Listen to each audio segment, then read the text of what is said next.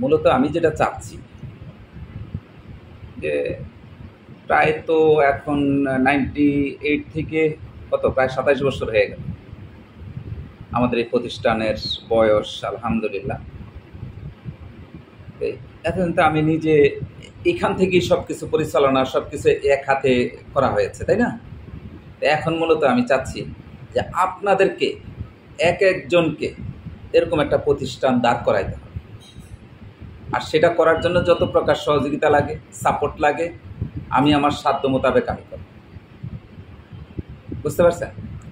যেমন আপনারা ক্লিয়ার করি, এই যে আপনাকে সেবাটা এখন কোথায়, আপনি সেবার জন্য কোথায় আসছেন? এখানে আসছেন। আপনি প্রবাসে ছিলেন সৌদি আরব, এরপরে দেশে আসলেন। দেশে এসে আসবেন বলেও কিন্তু অনেক সময় চলে গেছে, নাকি জানেন? আর যদি আপনি আপনার বাড়ির আশেপাশে আপনাকে এমন কাউকে পেয়ে যেতেন, তাহলে অনেক আগে হয়ে যেত না? এটা হতো কি না?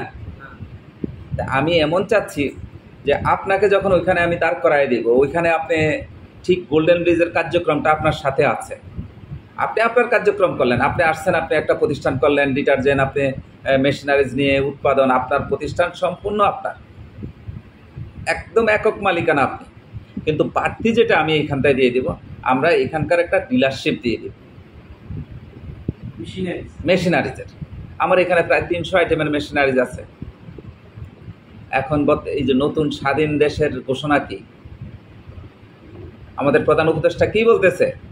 আমরা যেটা 27 বছর আগে বলে আসছি যে চাকরি গ্রহীতা না হয়ে চাকরি দাতা হন, সেই কথাটা তো উনিও বলতেছে, নাকি? আপনি যেহেতু বাহিরে ছিলেন, আপনি জানেন আমি ছিলাম সিঙ্গাপুরে। সিঙ্গাপুর কিন্তু শিল্প উন্নত, কৃষি না। আর আমাদের দেশটা শিল্প প্লাস কৃষি দুইটাই আছে। একটা দেশ উন্নত বিশ্বের কাতারে দাঁড়ানোর জন্য যা দরকার, এটা কিন্তু বাংলাদেশের সব কিছুই আছে। শুধু কি নাই, যে পরিকল্পনা, উদ্যোগটা নাই, বাস্তবায়ন নাই। মুখে কিন্তু অনেক কথাই অনেকে বলতেছে, এটা যখন যে সরকার আসছে সবাই বলছে, আমরা আমাদের ছোট্ট জীবনে শুনে আসছি, কিন্তু বাস্তবায়নটা নাই। এই বাস্তবায়ন করার জন্য আমি মনে করি আপনারা করতে হবে, আমরা করতে হবে।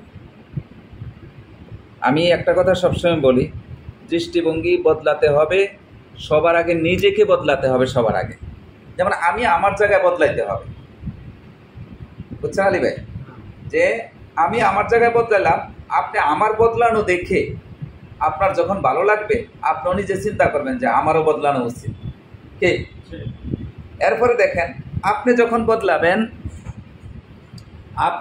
বদলাবেন, আপনার আশেপাশের লোকগুলা যখন দেখবে যে না, হ্যাঁ, আলী হোসেন ভাই তো আগের চেয়ে অনেক বদলে গেছে, ভালোর দিকে গেছে, যে উনি এখন শিল্প উন্নত হয়েছে, আপনার দেখায় আরো 10 জন করবে কিনা? আমি এইটা চাচ্ছি। আর আমি যদি আমার কাছে এগুলা ধরে রাখি, তাহলে এটা ব্যাপক আকারে করা সম্ভব হবে না, প্রসারণ হবে না। আমি মূলত চাচ্ছি প্রত্যেকটা জেলা পর্যায়ে দিয়ে দিব। আপনাকে জেলা পর্যায়ে দেওয়া, মনে করেন আপনাকে আমি একটা জেলায় দিয়ে দিলাম, আলহামদুলিল্লাহ এটা তো হয়ে গেছে। খালি আমরা 7-10 দিনের মধ্যে আশা করি আমরা আলোর মুখ দেখব, বাস্তবায়নের মুখে চলে যাব। আপনার এটা ওখানে যখন কমপ্লিট হয়ে যাবে, 1 থেকে 5 তারিখের মধ্যে আপনি মার্কেটে চলে গেলেন, আপনাকে দিয়ে আশেপাশের থানা, জেলা যেগুলো আছে এগুলো আমরা ক্যাপচার করব। তাহলে প্রত্যেকটা জেলা, থানা, উপজেলা, থানা পর্যায়ে যদি আমরা যেতে পারি, বাংলাদেশের 600 থানা আছে প্রায়, কি আছে কিনা? উপজেলাও অনেকগুলো আছে। তো এইভাবে যদি আমরা প্রত্যেকটাতে যেতে পারি, আর তাহলে দেশ শিল্প উন্নত হইতে আর বাধা কোথায়? কিন্তু আমরা প্রত্যেকটা মানুষ প্রত্যেক জায়গা থেকে আত্মজাগরণ ঘটাইতে হবে, যে আমরা শুরু করতে হবে। ওই যে করব কাল পরশু, এটা হবে না। যেমন আলহামদুলিল্লাহ আপনি গতকালকে আসছেন, এসে আপনি আলহামদুলিল্লাহ করে ফেলেছেন,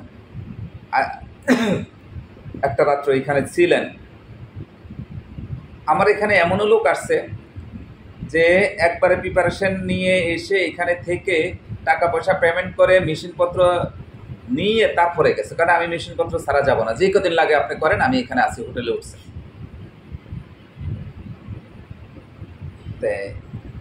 আসলে তারা এগিয়ে গেছে, সে এখন একটা প্রতিষ্ঠান দিয়ে 10টা প্রতিষ্ঠান করছে, সে মশার কয়েল দিয়ে শুরু করছে, এখন মশার কয়েল, ডিটারজেন্ট, পেপার, আরো অনেক কিছু করছে। এটা তো পকেটের টাকা দিয়ে করে নাই, পরের গুলা শুধু প্রথমটা। এখন যেরকম আপনি নিজের টাকাটা দিয়ে শুরু করতেছেন, পরের টাকা ইনকাম করে করবেন, প্রতিষ্ঠান দিয়ে প্রতিষ্ঠান বড় করতে হবে। এখন দেখেন, অনেকের হয়তো বা ধারণা হতে পারে যে আমি করছি, আশেপাশে যদি অন্যজন করে তাহলে আমারটা কম চলবে। না, এটা ঠিক না। প্রতিযোগিতা যত বেশি থাকবে তত বেশি চলবে। এখন দেখেন, হাজার হাজার টন ক্যাপাসিটি, ওকে আপনার প্রযুক্তি চালান, আপনারটাই করেন, যে হাজার হাজার টন চাহিদা রয়েছে ওয়াশিং পাউডার। এই যে আজকে জামাটা যেটা শার্ট গায়ে দিয়ে আসছি, এটা কিন্তু কালকে আর গায়ে দেওয়া যাবে না। গাম বাইর দিয়ে একটু চলাফেরা করলে তো গাম, শরীরের গাম যখন যুক্ত হয় তখন বন্ধ হয়ে যায়। প্রতিদিনই ওয়াশ করতে হয়, সবার সবার সবার। আর না আপনি অসুস্থ হয়ে যাবেন। এখন ফ্যামিলির আপনারা 5 জন সদস্য, আলহামদুলিল্লাহ আমরা 5 জন সদস্য, তো এই প্রতিদিনই এক সেট ওয়াশ করতে হয়। তো এক সেট মানে অনেক কিছু। এই জন্য ওয়াশিং পাউডারটার প্রচুর চাহিদা আছে। আমি প্রথমেই অ্যাডভাইস করি যে ওয়াশিং পাউডারটা দিয়ে শুরু করেন,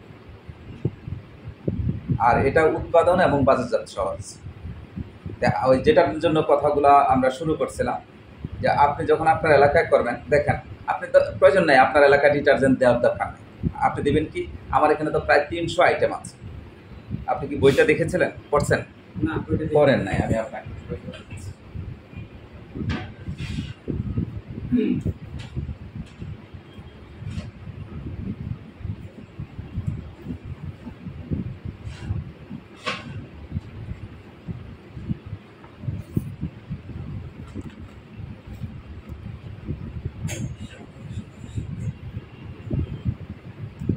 সাফল্যের সূত্র শিল্পায়নে কোটিপতি।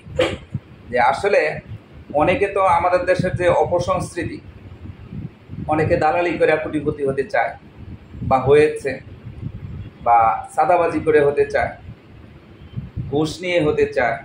একটা কি হালাল? আপনি তো ইসলামিক লাইনে পড়াশোনা করেছেন, মাশাআল্লাহ, মাদ্রাসায় পড়াশোনা করেছেন, আলিয়া মাদ্রাসায়, আপনি অনেক কিছু জানেন। কারণ আপনি কালকে আপনার কোরআন তেলাওয়াত এবং ব্যাখ্যা শুনে আমার কাছে খুব ভালো লাগছে। হালালান তৈয়বান ওয়ালা তাত্তাবিউ খুতুওয়াতিশ শাইতান। হালাল এবং তৈয়বান জিনিস তোমরা ভক্ষণ করো। হালাল হচ্ছে এটাই, মনে করেন আজকে আমি একটা ব্যবসা করলাম হালাল, কিন্তু এই টাকা দিয়ে আমি একটা মদ কিনে খেলাম, কিন্তু হালাল হলো, কিন্তু আমার জিনিসটা তৈয়বা হলো না। এবং ওটা দিয়ে যদি আমি মাংস কিনতাম বা কিছু কিনতাম বা আমার ফ্যামিলির জন্য কিছু খরচা করতাম, তাহলে ওটা হতে তৈয়বা। কিন্তু হালাল এবং তৈয়বা হতে, রাইট। কিন্তু হালাল উপার্জন করলাম এবং তৈয়বা করলাম না। আল্লাহ পাক তো একটা হিসাব নেবেন যে তুমি কোন পথে আয় করছো এবং কোন পথে ব্যয় করছো, এটা নেবে না? অবশ্যই। এটা কি পবিত্র কোরআনে আসছে না হাদিসে আসছে? এটা কোরআনে। তাহলে পবিত্র কোরআনে আসছে, তাহলে আর বেশি কিছু দরকার নাই, এখানেই তো ধরা। আমি আয়, আপনি যে কথাটা বললেন, আমি আয় করছি হালাল পথে, ব্যয় করলাম হারাম পথে, বাস ধরা। হালাল হলো কিন্তু তৈয়বা হলো না, তৈয়বা হলো না। আবার হারাম পথে ইনকাম করছে, ঘুষ সাদাবাজি করছে, এখন সে অথবা সে হজই করতে গেল, তার কি হবে? হবে না, তার সবই শেষ। তাইলে হালাল পথে আয় করতে হবে, হালাল পথে ব্যয় করতে হবে।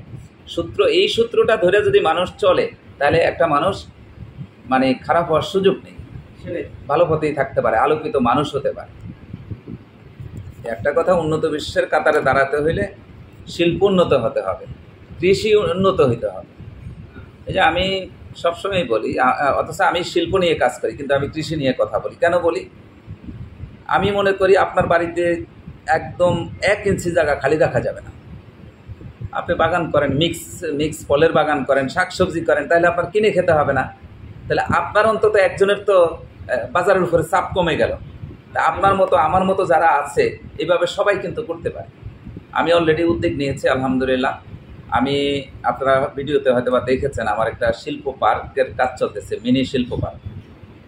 আমার কথা হলো এখন ওখান থেকে একটা সুই তৈরি করবো, কিন্তু একসময় ওখানে একটা জাহাজ তৈরি হবে, পানির জাহাজ তৈরি হবে, উড়োজাহাজ তৈরি হবে, লক্ষ্য এটা। আমি শুরুটা করে দিয়ে গেলাম, কারণ এটা কখনো যেন শেষ না হয়, শেষ হবে না। এটার সাথে আপনাদেরকেও সম্পৃক্ত করে নিচ্ছি আমি, যে শাখা প্রশাখা পুরা বাংলাদেশেই থাকবে। এই জন্য প্রত্যেকটা জেলা এবং থানা পর্যায়ে আমি ডিলারশিপ দিয়ে দিচ্ছি। ডিলারশিপ নেওয়ার জন্য কোনো এক্সট্রা টাকা অথবা জামানত কোনো রকম কিছু দরকার নেই। আপনারা নিজে যে শিল্প করতেছেন এটাই যথেষ্ট। এই উদ্যোগটা আপনি কি মনে করেন? না, এটা ভালো, যেহেতু মানে এটা প্রসার ঘটে। হ্যাঁ, দেখেন হোসেন আলী ভাই, আপনি আপনার ডিটারজেন্ট আপনি করলেন, আপনি সারাদিনে যে অবসরে একটু সময় পাবেন, একটা লোক যদি আপনার কাছে পরামর্শ নিতে আসে, আপনি অবশ্যই জানেন এবং একমত হবেন, আমরা যে টাকা পয়সা মাঝে মধ্যে যে হাঁটার পথে অনেক বিক্ষোভ গরিব লোক থাকে দান করি, এটা যেরকম সাদাকা, আপনি যদি সৎ পরামর্শ কাউকে দেন, এটা কি সাদাকা না? এটাও সাদাকা। তাহলে আমার পকেটে টাকা সীমিত আছে বা আপনার পকেটে সীমিত আছে, আপনি একজন দান চাইছে দিতে পারেন নাই, কিন্তু আপনি পরামর্শ দিয়ে সেই দানের চেয়েও সব বেশি কামানোর সুযোগ আছে না? কারণ যেখানে হাদিস শরীফে আসছে, একজন বৃদ্ধ লোক হোঁচট খেয়ে পড়ে যাচ্ছে, লাঠিটা পড়ে গেছে, আপনি দেখে লাঠিটা তুলে দিতে গেলেন, কিন্তু তার আগে উনি তুলে নিলেন, কিন্তু তারপরও আপনি কি সব পেয়ে যাচ্ছেন না? কারণ আপনি নিয়ত করে ফেলছেন আমি ওনাকে ধরবো বা উঠাবো। তাহলে আল্লাহ পাক কত কিছু আমাদের জন্য রেখে দিয়েছে। আমরা একটু সুচিন্তা করলে আর সুচিন্তিত ভাবে বাস্তবায়ন করলে আমরা দুনিয়া এবং আখিরাতের কল্যাণ কি রয়েছে না। আমি এইটা মনে প্রাণে বিশ্বাস করি, আমি কাজটা করি। এই যে আমি আমার প্রযুক্তিটা একটা তুলে দিলাম, আপনি একটার জন্য আসছেন, আমি একটা করে দিলাম, আমার কাজ কিন্তু শেষ। কিন্তু না, আমি শেষ করি না, আমি আরও 10টা আপনাকে প্রযুক্তি দিয়ে দেব, আরও কয়েকশো প্রযুক্তি আপনাকে তুলে দিতে চাই। আপনি এই যে এখানে 300 আইটেমের প্রযুক্তি আছে, আপনার হাতে যেটা দিচ্ছি এটা এখানে 300 আইটেমের ফর্মুলা সহ প্রযুক্তি অনেক কিছু আছে। এই বইটা যদি কেউ পড়ে সে কখনো বেকার থাকবে না। আমি একটু সারমর্মে এটা নিয়ে আলোচনা করি। এখানে 300-র মধ্যে একটা আইটেম আছে, সেটা হলো ফিড মিল। আমি 7 সালের দিকে, হ্যাঁ, পোলট্রি এবং ফিশ ফিড, তো এই প্রজেক্টটা আমি বাংলাদেশ গভর্নমেন্টের সাথে জয়েন্ট ভেঞ্চারে করার জন্য উদ্যোগ নিয়েছি। তারা একটা সার্কুলার দিয়েছিল, তো ওইটা দেখে বাংলাদেশ ব্যাংকের, এটা 10 কোটি টাকার প্রজেক্ট, তারা 5 কোটি টাকা দিবে, আমি 5 কোটি টাকা দেব। তারা বললো যে, কারণ যেহেতু এটা সরকার, তাহলে তারা বললো যে আপনি একজন ব্যক্তি, আপনার টাকাটা আগে বিনিয়োগ করেন। আমাকে বললো, আমাকে দিয়ে 5 কোটি তারও বেশি বিনিয়োগ করাইলেন। আমি ওটার জন্য ল্যান্ড কিনলাম, ল্যান্ড ডেভেলপমেন্ট করলাম, শেড করলাম, সব কিছু করে তখনই আমার প্রায় 8-10 কোটি টাকা ওখানে বিনিয়োগ হয়ে গেছে অ্যাকচুয়ালি। এখন আরও অনেক বেশি আলহামদুলিল্লাহ, ওখানেই শিল্প পার্কটা করতেছি। এটার জন্য একটা প্রোফাইল করতে হবে। সরকার কি দেখবে যে আপনি যে পড়ছেন কাগজে কলমে দেখা, এরপরে ভিজিট করতে যাবে, এর আগে না। বাংলাদেশ ব্যাংকের একজন ডাইরেক্টর ছিল, উনি রিটায়ার্ড করা, তো উনি মিরপুরে বসে, আনোয়ার সাহেব, তো ওনাকে দিয়ে আমি শুধু ফিড মিলের এরকম একটা প্রোফাইল করতে দিচ্ছি। আমার এটা তো ছাপানো 4 কালার, হ্যাঁ 4 কালার, কিন্তু ওনাকে দিয়ে উনি আমার ফটোকপি করে দিচ্ছে অলরেডি, মানে কম্পোজ করে 2টা সেট ফটোকপি করে দিচ্ছে। উনি 2 লক্ষ টাকা নিচ্ছেন একটা প্রোফাইলের জন্য। তাও 2 মাস আগে 2 লক্ষ টাকা ওনাকে অ্যাডভান্স করতে হয়েছে পুরা টাকা। 2 মাস পরে গেছি আর উনি এটা ফটোকপি করে আমার একটা 2টা বই বানিয়ে দিয়ে দিচ্ছে সাদা কালো। দেখেন, তাহলে 300 আইটেমের মধ্যে একটা যদি আমার 2 লক্ষ টাকা যায়, তাহলে 300 আইটেম করতে আমার খরচ হয়েছে না? কম বেশি হয়েছে? প্রত্যেকটা 2 লাখ টাকা করি নাই, ম্যাক্সিমাম আমি নিজে করছি, এই জন্য এটা খরচটা আমার মধ্যে। আবার যেগুলা লোকের সবগুলা তো আর আমার একক সম্ভব না, কিছু সহযোগিতা নিতে হয়েছে। আমি করছি কি জন্য, যে স্বল্প আয়ের লোকদের জন্য, যাতে তারা নামমাত্র টাকায় পায়। আমি অনলি এটার প্রাইস 4,000 টাকা রাখছি, আর $100 100 প্রবাসীদের জন্য। এই 4,000 টাকার মধ্যে আমি মাঝে মধ্যে 50% ডিসকাউন্ট দিয়ে 2,000 টাকা দিয়ে দিচ্ছি। কেন দিচ্ছি? যে আমি চাই ব্যাপক আকারে আমাদের দেশটা শিল্প উন্নত হোক, ঘরে ঘরে শিল্প হোক, যে কেউ যেন বেকার না থাকে। দেখেন আজকে এই যে কোটা বিরোধী আন্দোলন, এটা সেটা কত কিছু হচ্ছে এবং সেটার একটা রেজাল্টও আসছে। সব কিছুর উঠতে যায় আপনি চাকরি কয়জন পাবেন? আমাদের দেশে কয়টা পোস্ট আছে সরকারি? সেই হিসাবে তো আমাদের মানে আপনার লাইফটাও আপনি কাটায় আসছেন প্রবাসে, আপনার তো অধিকার আছে সরকারি চাকরি পাওয়ার। কিন্তু আমি বলবো যে এই অধিকারটা গ্রহণ না করার। বলে কেন? আপনি কেন নিজেকে চাকর বানাবেন? আপনি একজন উচ্চ শিক্ষায় শিক্ষিত লোক, আপনি চাকর বানানোর জন্য তো এটা হন নাই। নিজেরে আপনি চাকরি দাতা হতে পারেন। তো এই জিনিসটা আপনারা করবেন। আমি আপনাকে দিয়ে দিলাম ফর্মুলা, আপনাকে অলওয়েজ আমি রিসার্চ করব যে হ্যাঁ আপনি ওইখান থেকে ফোন করে বললেন যে ভাইজান কী করব, এটা এই অবস্থায় একজন লোক আসছে, এটা এই, আপনি আমার থেকে সহযোগিতা নিয়ে আপনি সব কিছু করে দেন। এখানকার বিনিয়োগ যা কিছু আছে সব আলহামদুলিল্লাহ আমি এখান থেকে করবো। আপনার কোনো বিনিয়োগ এই সাইডে করতে হবে না, তারপরেও আপনাকে 50%-এরও বেশি আপনি এখান থেকে লাভ্য অংশ পেয়ে যাবেন। আমার সীমিত প্রফিট হলে হবে। বলে কেন? দেখেন আমি যদি 600 থানায় দিই, আমি 600 জনের থেকে পাচ্ছি, আর আপনি তো শুধু আপনারটাই পাচ্ছেন নাকি? তাই আপনার সে আমি যদি কমও নেই, আমি কিন্তু এভারেজে বেশিই পাচ্ছি। চা খান।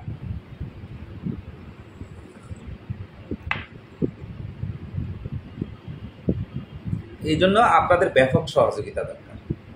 সৈনিকের মতো আমাদের বাংলাদেশ সেনাবাহিনী যেরকম নিবেদিত প্রাণ দেশের জন্য, তাদেরকে ট্রেন আপ করা হয়। আমি তো মনে করি প্রত্যেকেই সৈনিক হইতে হবে যে দেশ গড়ার জন্য।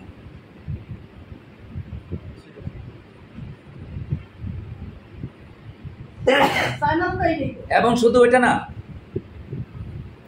সেনাবাহিনী যে ট্রেনিং নেয়, এই আমাদের দেশে মনে করেন একটা বয়স থেকে 15-16 বছর বয়স থেকে 35 বছরের যারা আছে, এই লোকগুলার সবগুলার ট্রেনিং দিয়ে রাখা উচিত। বলে কেন?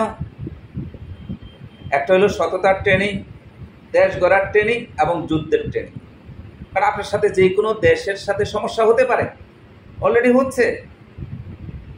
এই যে এদিক দিয়ে দাদা বাবুরা আমাদেরকে চাপাচাপি করে, ওই দিক দিয়া ওই যে মিয়ানমারের লোক ইয়ে করে। এইভাবে ট্রেনিং থাকলে সিঙ্গাপুরের প্রত্যেকটা লোক ট্রেনিং প্রাপ্ত, সকল নাগরিক ট্রেনিং দিতে হবে, যুদ্ধের জন্য প্রস্তুত থাকতে হবে।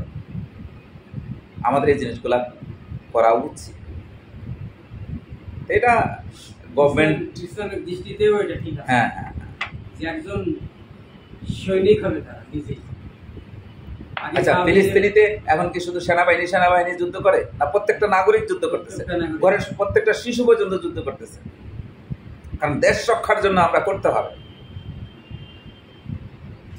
আর এই ট্রেনিংয়ের সাথে আপনার যে ট্রেনিংটা হবে, সততার ট্রেনিং হবে, একতার ট্রেনিং হবে, শিল্প উন্নত হওয়ার জন্য ট্রেনিং হবে। এগুলা যদি সরকারিভাবে দেওয়া হতো, আমাদের দেশে মনে করেন এই যে আপনি ছোট থেকে যে শিক্ষাটা, ইসলামিক লাইনের শিক্ষাটা পেয়েছেন, যারা কোরআন এবং হাদিস যারা পরিপূর্ণভাবে জানে, তারা তো আল্লাহরে পরিপূর্ণ ভয় পায়। আর আল্লাহকে যারা ভয় পায়, তারা দেখি অপকর্ম হবে। আচ্ছা, এখানে বসে যদি কেউ খারাপ কাজ করে, আপনি মনে করেন একটা দেশ বিরোধী কাজ করলেন, তাইলে সরকারি লোক এখানে দেখতে দেখতে অনেক সময়, কিন্তু আল্লাহ তো দেখতেছে। সে এখানে আমরা খাচ্ছি চা, এখানে যদি কেউ একটা মদ খায়, কিন্তু এখানে কি পুলিশ দেখবে না অন্য কেউ দেখবে? দেখবে না, কিন্তু আল্লাহ তো দেখবে। তাহলে আল্লাহর ভয়ে আমি কি খাবো না? যে আল্লাহর কাছে আমার এটা আল্লাহ দেখতেছে, যে যেরকম সিসি ক্যামেরা এখন লাগাই দিতেছে, আসলে এগুলো কোথা থেকে আসছে? যে আল্লাহ যে সিসি ক্যামেরা আমাদের সাথে অটো ফিট করে দিয়েছে, ওইখান থেকেই তো গবেষণা করে আসছে। আল্লাহটা কি দেখা যাচ্ছে? না। কোরআনে একটা আছে ইয়া আইয়ুহাল্লাযিনা আমানু ওয়াত্তাকুল্লাহ ওয়াল তানজুরু নাফসুম মা কদ্দামাত লিগাদ ওয়াত্তাকুল্লাহ, মানে ইয়া আইয়ুহাল্লাযিনা, হে ইমানদারগণ তোমরা কালকের জন্য তুমি কি পাঠাইতেছো, যে আজকের দুনিয়া তুমি কালকে তো এখন হায়াত মতের দুনিয়া, আমি হয় এখান থেকে বাড়িতে নাও যেতে পারি না, এই রাস্তাতে মধ্যে হতে পারে আল্লাহ যে তকদিরে লেখা রাস্তা কেন, কিন্তু এই যে আমি চাটা, সামনের জন্য আমি কি তৈরি করলাম, এই যে চাটা নিচে, আমি তো চাটা নাও খেতে পারি। কারণ আমরা কি দেখি না একজন ইমাম সাহেব নামাজ পড়াতে পড়াতে মৃত্যুর কোলে ঢলে পড়েছেন, হ্যাঁ এরকম। আমরা দেখি না খেলতেছে, খেলতে খেলতে মৃত্যুর কোলে ঢলে পড়েছে, আল্লাহর ডাকে সাড়া দিয়ে চলে গেছে।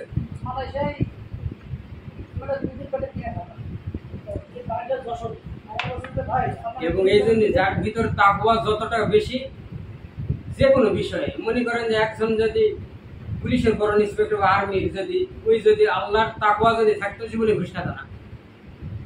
বা আমার যদি তাকওয়া থাকতো যে আমি সুদ খাবো, এ করবো ও করবো, তাহলে আমি করতাম না। বা আমি যদি কালকে যদি একদম রোডতে যাইতেছি একদম 10 লক্ষ টাকা নিয়ে, কিন্তু আমার যদি আল্লাহর ভিতরে থাকতো না, ওই টাকা দিতাম না, তাহলে রাত 1টা-2টার সময় একজন রাস্তা দিয়ে যদি 50 লক্ষ টাকা পড়ে থাকলেও ধরবে না। ধরবে না। এই শিক্ষাটা আমাদের নিজেদের মধ্যে আরো ব্যাপকভাবে করতে হবে এবং ছড়িয়ে ছিটিয়ে দিতে হবে। প্রত্যেকটা লোকের দায়িত্ব নিতে হবে যে আমরা অন্যের দিকে তাকায় থাকবো, এটা দায়িত্ব ওনার না। এই যে মানুষ রাস্তাঘাটে ময়লা করে, আচ্ছা আমি তো সিঙ্গাপুরে ছিলাম, সৌদি আরব, আল্লাহর রহমতে আজকে 20 বছর যাওয়া আসা আছে, যাচ্ছি, আল্লাহ নিচ্ছে। এত ময়লা তো কোথাও করে না। আমাদের বাংলাদেশে যে ময়লাটা আবর্জনা আমরা যেখানে খাই সেখানে সেটা ফালাই দিতেছি। সৌদি আরবে যদি কেউ আমরা স্যাপ ফালাই না, এটা কি করে জানেন, টিস্যুতে এরকম করে পরে ডাস্টবিনে ফালাই, না হলে রুমে যে একটা ইয়া আছে জুবালা বলে, যে ওখানে এরকম রেখে দিই। আমি মসজিদে গেলাম একদিন, এটা ছোট বাচ্চা হাতে 3-4 বছর বয়স, ওই স্যাপ ফালাবে, টিস্যুর উপরে এরকম করে নিয়ে যায়, তারপরে ওখানে ফালাবে। দেখো আমাদের কিন্তু এরকম শিক্ষা নেই, কিন্তু বাবা মা শিক্ষা দিচ্ছে বলুন। আমরা তো আসলে আমাদের দেশটা ধ্বংস হয়েছে আরো পীরতন্ত্র আর হলো কি ওই দলতন্ত্র। হ্যাঁ, এই দুটোই। মনে করেন আপনি আমি যে দল করি, ওই যত খারাপ হোক না কেন, হেডসে ভালো মানুষ আর না, এটা করা যাবে। আমি মনে করি আমরা একমাত্র আল্লাহর গোলাম, আমি আল্লাহর গোলাম, আমি আমারটা বলি, বিশ্বনবীর উম্মত, আদম সন্তান, এর বাহিরে কোনো পীর, কোনো লিডার, কোনো কিছু নেই। তবে শিক্ষক আছে। আমি যদি আজকে একটা কথা বলি, ডোন্ট মাইন্ড প্লিজ, আপনি আসছেন আমার এখানে শিখতে, কিন্তু সঠিক কিনা? কিন্তু আজকে 2 দিন কথা বলে আমি কি আপনার কাছ থেকে একটাও শিখতে পারি নাই? অবশ্যই আমি শিখছি। আপনার আচার আচরণের মধ্যে এমন কিছু ভালো জিনিস আমি পেয়েছি, আপনার কথার মধ্যে আমি এমন কিছু ভালো জিনিস পেয়েছি যেটা আমি আবার আঁকড়ে ধরতে পারি। আমি এটা শিক্ষণীয়। আমি আমার ছাত্রদের কাছ থেকে শিখি, আমি আমার শুধু ছাত্র না, আমি আমার সন্তানের কাছ থেকে শিখি। আমার সন্তান এই যে ছোটজন যখন মনে করেন 2.5-3 বছর বয়স কথা শিখছে, তখন সে এমন কিছু নতুন নতুন কথা বলতেছে, আমি অবাক হচ্ছি। শিক্ষণীয়, কারণ আমি নিজেরই খালি মহাপণ্ডিত মনে করবো, এটা ভুল। সবার শিক্ষার বিষয় আছে। আমি আমার ছোট বাচ্চা মাদ্রাসায় পড়ে, আমি ওই হাদিসটা করিনি, ওই সে হাদিসটা করতেছে। হ্যাঁ, পরে আমি শুনতেছি এটা কি ছোট একটা বাচ্চা করতেছে, ওই বিষয়ে তার অভিজ্ঞতা আছে, কিন্তু আমার ওই বিষয়ে আমার জানা নেই। এক্সাম্পল, এই 4 কাপটা এখন খালি আছে, কিন্তু আমি যদি মনে করি এটা একবারে ভরা, তাহলে আর কি চা কোনো কিছু দিলে নিতে পারবো না? পারবো না। তাই আমাদের মনে করতে হবে যে না, আমার কাছে সামান্য জ্ঞান আছে, তাহলে আমার অনেকটাই খালি আছে। আপনার এখানে 10 জনের সাথে যখনই কথা বলবো, যখনই আমি একটু জ্ঞান আহরণ করতে পারবো, সেটা আমার মধ্যে নিতে হবে। খারাপ কিছু আমার মধ্যে ধরা পড়বে, এটাকে ফেলে দিতে হবে। তাহলে একটা মানুষ আলোকিত মানুষ হতে পারে। আমি এটা মনে প্রাণে বিশ্বাস করি, আর সেটাই হওয়া উচিত। আমি মূলত আমার কর্মজীবনে বা আমি ছাত্র জীবন থেকে কিন্তু হাতে খড়ি হলো যে 90 সালে 1990-তে আমি তখন আমার অফিস ছিল ওই শহীদ পার্ক সড়ক ওই পাশে নিস্তারা। আমি তখন ছাত্র জীবনে কিছু লেখালেখি করি, পত্রপত্রিকায়, সাংবাদিকতায়, তখন একটা বিজ্ঞাপনের অ্যাড ফার্ম করি। আলহামদুলিল্লাহ তখনও ভালোই করছি। এই কথাটা এই জন্য বলতেছি, আমার এখানে দেখতেছেন এই যে ছবি ঝুলানো না অন্য কিছু? না না, ওই মানে ইয়া লেখা লা ইলাহা ইল্লাল্লাহু মুহাম্মাদুর রাসূলুল্লাহ। এই তখন থেকেই আমার এই মাথার উপরে আমি এই জিনিসটাই রাখি, আল্লাহর কোরআন। কিন্তু অনেকে তো যখন যেই দল আসে কতগুলা ছবি রেখে দেয়। কেন আমরা এটা রাখবো? এটা কি হারাম না? অবশ্যই না। মানে হাদিসে আছে যেই ঘরে ছবি লটকানো থাকে সেখানে ফেরেশতা। আপনি অতিরিক্ত নিজের বাবা মার ছবি আপনি আপনার ঘরে কোথাও রাখলেন, সেটা আলাদা জিনিস, স্মৃতি হিসাবে, তাও তো জায়েজ নাই। সেটা ঠিক না, ঠিক না? হ্যাঁ, অতি আবেগে মা বাবার আল্লাহ যদি ক্ষমা করেন। না, সাদকায়ে জারিয়া, তার জন্য আপনি উমরা করেন, তার জন্য দান করেন। এই জন্য আমিও নিজে যেটা করি সেটা আমি বলি যে আপনার ঘরে আপনার ইয়েতে, এই যে আমার সামনে ওই যে মদিনার ইয়াটা আছে, তারপরে কাবা শরীফেরই আছে। তো এটা হলো কি, এটা হলো মনটা নরম হয় যে কাবার দিকে আপনি দাবিত হলেন, আপনি ইসলামিক মন মানসিকতায় বেড়ে উঠলেন। এই শিক্ষাটাও থাকতে হবে আর আপনার পারিপার্শ্বিকতা এটাও থাকতে হবে, তাহলে মানুষ নিজ থেকে বদলানো আসে অ্যাকচুয়ালি। যেটা বলছিলাম যে আপনি অবশ্যই, যদি আপনার আপত্তি না থাকে, আপনি যেদিন থেকে আপনার এটা প্রোডাকশন দিয়ে আপনাকে পরিপূর্ণ শিখায়া আমি দিব, এরপরের থেকে শুধু নিজে করবেন না, অন্য আরও 10 জনকে আপনি আহ্বান করে করাবেন। আপনি একজনকে বল ফ্যান দেন করে, একজনকে মোমবাতি করে দেন, একজনকে মশার কয়েল করে দেন, আর একজনকে সানাসুর তৈরির মেশিন দেন, একজনকে পিওর ড্রিঙ্কিং ওয়াটার প্লান্ট দেন, তারপরে এখন অটো রিক্সা সব জায়গায় আছে, আপনি ব্যাটারি ফানি করে দেন, আপনি আইস ললিপপ করে দেন, রোবো করে দেন, তারপরে বার্মিজ বাদামের মেশিন আছে। আমার এখানে প্রায় 300-র উপরে মেশিনারিজ আছে আলহামদুলিল্লাহ। আমরা প্রায় ম্যাক্সিমাম সব ধরনের মেশিনারিজ করি চাহিদা মোতাবেক। আপনি নতুন একটা মেশিন কোনো কিছু আসছে বাহিরে, আপনি দেখছেন, ছবিটা দিবেন, আমরা ওইটা ইনশাল্লাহ করে দেওয়ার চেষ্টা করি। এই জন্য যে যেটা করতে চায়, দেখেন মানুষ ভুল ডিসিশন নিয়ে কত কিছু করে ফেলে না। একটা লোক কোনো কাজ জানা নাই, সে চিন্তা করে যে সোনার হরিণের জন্য আমি বিদেশ চলে যাব, 5-7 লাখ টাকা দিয়ে মিডল ইস্টে, আর একটু বেশি টাকা থাকলে 30-35 লাখ টাকা দিয়ে সে চলে যাবে ইউরোপ আমেরিকায়। কিন্তু ওখানে যে কী করবে? রেস্টুরেন্ট অথবা ম্যাক্সিমাম ক্লিনার। তাই এখন এখানে লেখাপড়া জানা একটা ছেলে বাবার হোটেলে খেয়েছে, মার হোটেলে ঘুমাইছে, এখন বাহিরে যায় পরিশ্রমের কাজ ম্যাক্সিমাম লোক করতে পারে না, তখন ফেরত আসে, টাকাগুলো নষ্ট করে আসে না? আসে কি না? তাহলে তাদের জন্য পরামর্শ যে তোমরা এসব না করে, এসব রিস্ক না নিয়ে তাদেরকে বলবেন যে বাবা তোমরা এইখানে কিছু করো, তোমার টাকা তোমার কাছে থাকো। তুমি যদি 5-7 লাখ টাকা খরচ করো তো ইউরোপ আমেরিকার টাকা এখানে ইনকাম করতে পারো। যদি ইউরোপ আমেরিকার টাকাটা এখানে খরচ করে তুমি ব্যবসা করো, তাহলে অন্তত 5-7 লাখ টাকা ইনকাম করা সম্ভব ইনশাআল্লাহ। সম্ভব কিনা? আপনারা মন ফুলে এই দাওয়াতটা দেবেন, এই কাজ করবেন। আমি সবসময় বলে দিই, নিজে 5 ওয়াক্ত নামাজ পড়বো, অন্যকে নামাজের জন্য দাওয়াত দিই। উনিও হয়তো বা নামাজ পড়ে, কিন্তু তারপরে আরো ভালো কিছু করার জন্য দাওয়াত দিয়ে দিবে। এরপরে বলবো যে আপনি এইটা করেন, ওইটা করেন। যেমন কালকে আমি ওই যে আপনি আসছেন তখন ছিলাম না, আমি গেছি AIOB মানে আমেরিকান ইন্টারন্যাশনাল ইউনিভার্সিটিতে গেছিলাম। তো ওখানে যা পরিচয় হয়েছে গার্জিয়ানদের সাথে, অনেকে রিটায়ার্ড করছে। বললাম যে হ্যাঁ আপনি এটা করতে পারেন, কারণ রিটায়ার্ড করে আপনি শুয়ে বসে থাকবেন, আপনি অসুস্থ হয়ে যাবেন। আপনি যে কোনো একটা কাজের সাথে সম্পৃক্ত থাকেন। হ্যাঁ,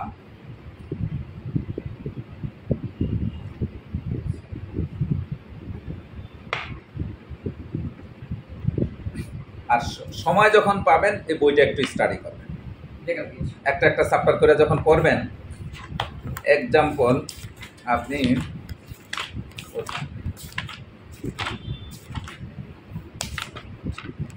এই যে বল ফ্যানটা দেখেন, এখানে বল ফ্যান মেশিন আছে। এরপরে আপনি আরো ভিতরে যান, মনে করেন সাদা পেজে একটা পেজ আপনি একটু পড়লেই বুঝবেন।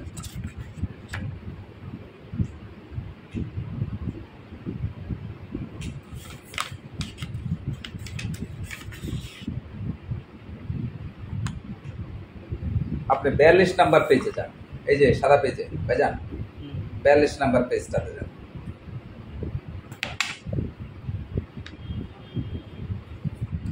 এখানে শুরু থেকে বলফেন সম্পর্কে ডিটেলস লেখা আছে। 1 পিস বলফেন কত খরচ পড়বে সেটা আছে, বলফেন বিক্রি করলে আপনার কত লাভ হবে, লাভ লস, লাভ কম বেশি ডিটেলস এখানে আছে।